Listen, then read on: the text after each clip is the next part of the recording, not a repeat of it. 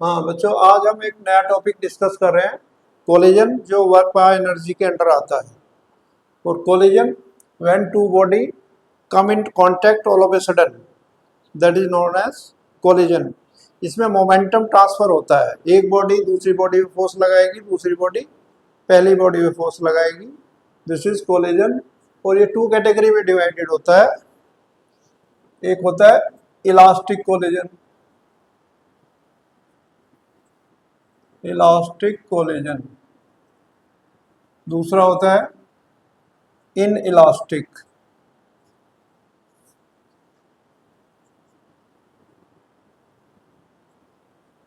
अब इनमें क्या डिफरेंस होता है? इलास्टिक कोलिजन में काइनेटिक एनर्जी कंजर्व रहती है, मतलब दोनों बॉडी की kinetic energy before the collision और आफ्टर द कोलिजन सेम रहती है, ना कि इंडिविजुअल बॉडी की काइनेटिक एनर्जी सेम रहेगी।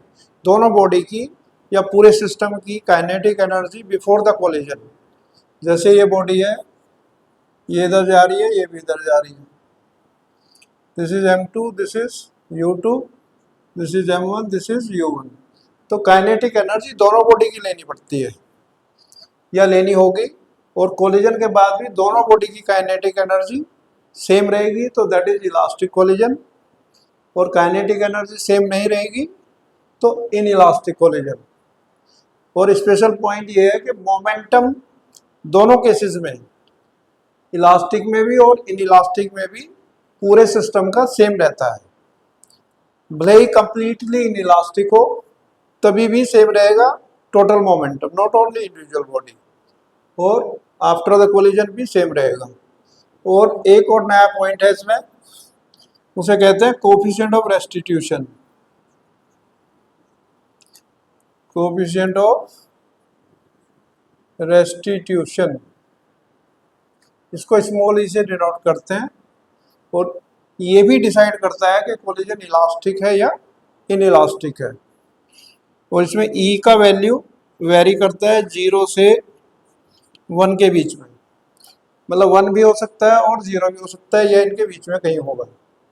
अगर E1 है, exactly E1, so that is also denote the collision is elastic. और E अगर 0 है तो कोलिजन इज कंप्लीटली या परफेक्टली इन इलास्टिक।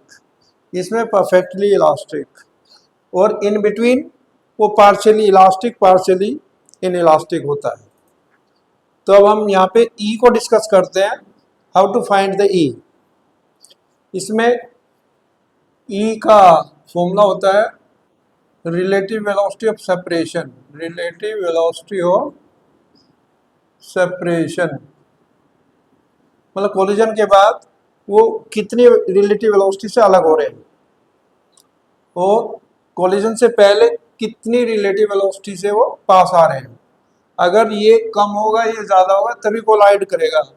अगर U2 ज़्यादा है, U1 कम है, तो ये आगे चला जाएगा, तो कोलिजन होगा ही नहीं। तो कोलिजन होने के लिए U1 ज़्यादा होना जरूरी है।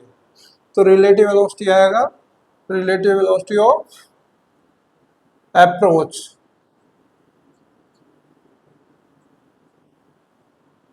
Relative velocity of approach.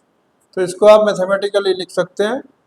Separation में तो V2 ज़्यादा होगा, जैसे सपोज ये कोलाइड कर गए यहाँ पे, ये M1, ये M2, फिर ये M1 U1 sorry V1 velocity से मूव करेगा, और ये M2 V2 वेलोसिटी से मूव करेगा। तो ऐसा हो नहीं सकता कि ये बॉडी इसको टक्का मार के इससे आगे निकल जाए, ये तो पीछे ही रहेगी और ये फास्ट चलेगी। तो relative velocity of separation means ये फास्टर है, तो V2 माइनस V1, और V2 minus V1 upon U1 minus U2। ये मोड लगाते हैं क्योंकि ई का वैल्यू नेगेटिव नहीं होगा। सो this is relative velocity separation, relative velocity of approach, that is coefficient of restitution. और इसमें इंपॉर्टेंट पॉइंट ये है कि ये जो वेलोसिटी होती है ये अलोंग द कॉमन नॉर्मल होती है। इसको आप ऐसे समझ सकते हो, जैसे ये प्लेन सरफेस है, ये नॉर्मल है, ये body is coming like this,